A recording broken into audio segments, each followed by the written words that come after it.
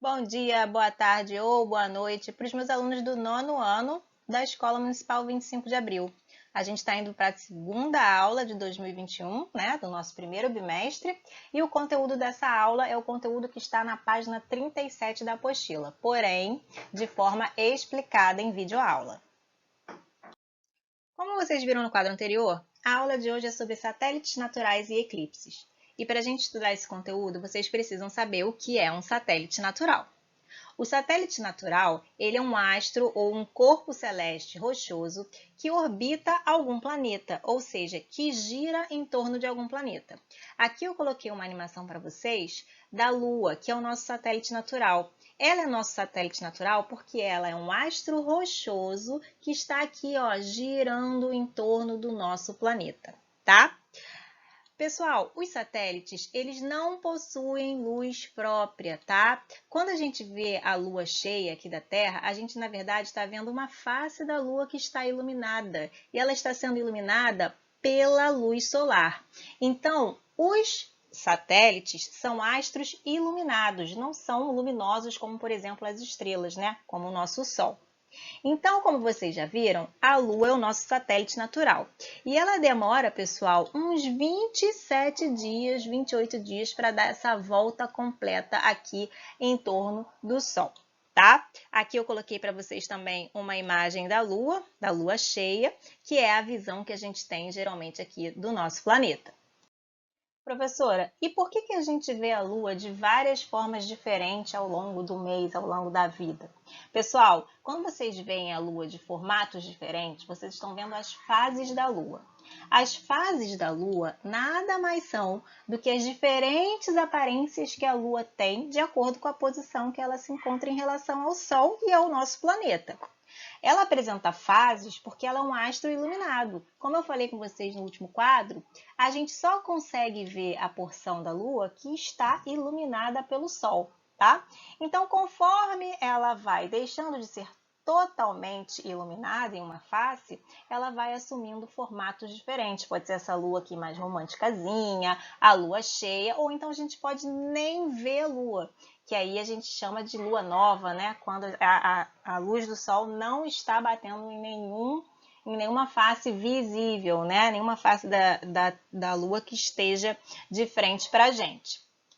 Então, dependendo da posição em relação ao Sol, as porções iluminadas da Lua variam e cada porção iluminada dessa vai representar uma fase da Lua. Se você ainda está com dificuldade de entender, preste atenção nesse esqueminha. A gente tem aqui o nosso astro-rei, né? A nossa estrela, o Sol. A gente tem o nosso satélite natural, a Lua. E a gente tem o nosso planetinha Terra. O nosso planeta Terra, junto com a Lua, estão girando ao redor do nosso Solzinho. E a Lua está girando ao redor do nosso planeta, tá? Como eu falei para vocês, o satélite ele é um astro iluminado, ou seja, ele só é visto do planeta Terra quando ele está refletindo a luz do Sol. Quando a Lua é nova, a gente não consegue enxergar a Lua daqui. Por quê? Porque ela não está refletindo a iluminação do Sol. A incidência dos raios não está alcançando nenhuma face visível da Lua para a gente. Então, pessoal, a Lua nova é quando a gente não consegue ver o reflexo, a iluminação do Sol na Lua. Conforme a Lua vai se movimentando e a Terra também ao redor do Sol, o que vai acontecendo? A iluminação começa a incidir sobre as porções que a gente consegue ver daqui. Então, essa Lua, conforme vai recebendo iluminação, ela vai crescendo. E aí a gente chama essas luas de lua crescente, porque conforme elas vão girando ao redor do planeta e girando ao redor do Sol, elas vão tendo as porções mais iluminadas, tá? Até que chega na lua cheia, que é quando uma porção inteira da lua cheia, ela reflete a luz do Sol e aí a gente consegue enxergar aqui do nosso planeta aquela lua bem linda, bem cheia, tá? Porém, como ela continua rodando ao redor do planeta e como o planeta continua girando ao redor do Sol, essa posição da Lua vai mudar. Então, conforme ela vai voltando para onde ela estava, ela vai apagando, ela vai minguando. Então, ela se torna a Lua minguante até se tornar Lua nova de novo. Nessa hora vocês perguntam assim: peraí, professora, mas o Sol não vai bater na Terra e vai fazer sombra quando a Lua estiver aqui? Não, gente. E eu vou explicar por quê no próximo quadro. Pessoal, enquanto a Terra está girando na órbita do Sol nessa posição aqui, a Lua, pessoal, está girando em torno da Terra, ó, inclinada, em uma outra posição, uma inclinação de aproximadamente 5 graus em relação à órbita da Terra em torno do Sol. Então, elas não estão perfeitamente alinhadas com o Sol. De vez em quando, de tempos em tempos, elas vão até alinhar, ó, porque a Lua vai passar por aqui e por aqui. Aí a gente vai ver e vai entender o porquê dos eclipses. Mas, fora isso, a Lua consegue ser cheia porque quando ela aparece aqui e tem uma porção inteira iluminada pelo Sol, a gente consegue ver aqui da Terra a Lua bem cheia, bem maravilhosa. Vamos entender agora o que são os eclipses. Pessoal, os eclipses, eles são escurecimento total ou parcial, ou seja, uma parte do astro fica escurecida no céu, porque um outro astro está fazendo sombra nele, ou seja, tem algum astro entre ele e o Sol.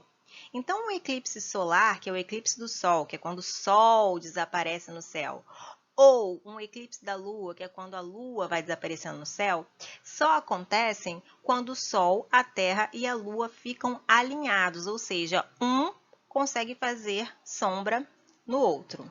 Lembra que eu mostrei no último quadro essa imagem? Sempre que a Lua estiver aqui, junto, batendo juntinho com a órbita da Terra no Sol, ou aqui, a gente vai ter algum eclipse, tá? Por quê? Porque ou a Terra vai fazer sombra na Lua, ou a Lua vai ficar na frente do Sol para quem está aqui na Terra assistindo. Então, pessoal, o eclipse da Lua vai acontecer quando a Lua passar na sombra da Terra, tá? Ou seja, quando a Terra estiver entre a Lua e o Sol. E o eclipse do Sol, ou seja, quem está na Terra vai ver o Sol desaparecendo ao longo do dia, quando a Lua passar aqui na frente, ou seja, quando a Lua estiver entre a Terra e o Sol. Ela vai passar aqui na frente e quem estiver aqui nessa região vai ver a sombra da Lua, né, entrando aqui na frente da visualização do Sol. Bom, coloquei para vocês aqui uma animaçãozinha para mostrar exatamente como acontece esse processo. A Terra está girando aqui ao redor do Sol e a Lua está girando ao redor da Terra. Toda vez que eles se alinham, vai ter algum eclipse. Quando a Lua está entre o Sol e a Terra, ela esconde o Sol, então é eclipse do Sol. Quando a Lua está atrás da Terra, a Terra está bloqueando o Sol na Lua, então vai ser o eclipse da Lua, porque a sombra da Terra vai estar sobre ela.